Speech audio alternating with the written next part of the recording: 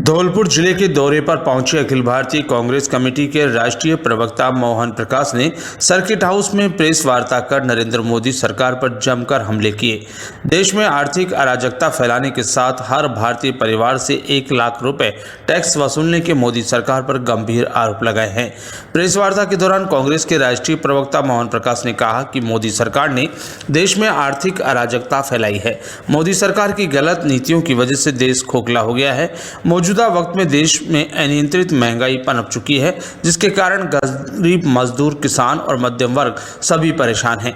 उन्होंने कहा कि 43 साल के इतिहास में पहली मर्तबा इतनी अधिक बेरोजगारी की दर बढ़ी है।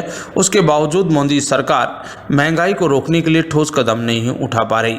उन्होंने कहा कि यूपीए सरकार में भी महंगाई के हालात पैदा हुए थे, लेकिन देश को जवाब देकर सरकार ने महंगाई को मेंटेन किया था। लेकिन महंगाई और बेरोजगारी को लेकर केंद्र सरकार द्वारा एक भी जवाब संतोषजनक नहीं दिया गया। उन्होंने हमला करते हुए कहा कि पेट्रोलियम पदार्थ पर लगातार इजाफा हो रहा है। आरोप लगाते हुए कहा केंद्र की भाजपा सरकार रोजाना तेल की कीमतों पर दाम बढ़ा रही है।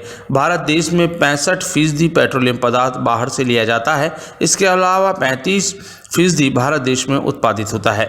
जब यूपीए सरकार थी उस समय फैसला लिया गया था कि पेट्रोलियम को उत्पादन को बढ़ाएंगे।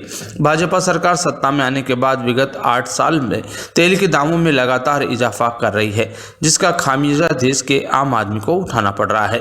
उन्होंने मोदी सरकार पर बड़ा हमला करते हुए कहा कि वर्ष 2014 से अब तक मोदी सरकार ने भारत देश के परिवारों से 26 लाख करोड़ टैक्स के रूप में वसूल किया है। भारत देश की 130 करोड़ की लगभग आबादी है। ऐसे में साबित होता है कि हर परिवार से 1 लाख रुपए का टैक्स मोदी सरकार ने वसूल किया है। करौली में हुई हिंसा को लेकर उन्होंने कहा कि भाजपा धर्म और मजहब की राजनीति कर रही है। उन्होंने मुख्यमंत्री अशोक गहलोत के बजट की तारीफ करते हुए कहा कि उनके बजट को देख भाजपा पचा नहीं पा रही। वर्तमान परिस्थितियां देश की जटिल बनती जा रही है। सांप्रदायिकता को बढ़ावा दिया जा रहा है। धर्म और मजहब के नाम पर भाजपा द्वारा सियासत की जा रही है। करौली की घटना को लेकर उन्होंने पुलिस और मामले की जांच कर रहे हैं। दोषियों के खिलाफ कार्रवाई की जाएगी।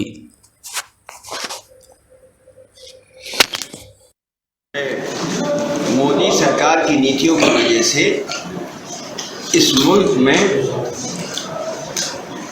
आर्थिक अराजकता की स्थिति पैदा होने वाली है और जिस तरह से अनियंत्रित महंगाई और जो इनके अर्थव्यवस्था के फैसले हैं उससे इस देश की अर्थव्यवस्था भी पूरी तौर पर चौपट होने के कगार पर आ गई। और सीधी सी बात है कि इस देश का 90% आदमी इस अनियंत्रित महंगाई से और बेरोजगारी से परेशान। सबसे चिंताजनक बात यह है कि सरकार की तरफ से या भारतीय जनता पार्टी की तरफ से एक शब्द भी इस पर नहीं कहा है, ताकि जो लोगों को के विकास के लिए, नौजवानों के रोजगार के लिए, जो इस प्रदेश को तरक्की करने के लिए जो योजनाएं कांग्रेस सरकार और अशोक गहलोत सरकार लाई हैं उनको हटाने के लिए या उस पर से ध्यान केंद्रित करने के लिए ध्रुवीकरण की राजनीति को बढ़ावा देना चाहते हैं।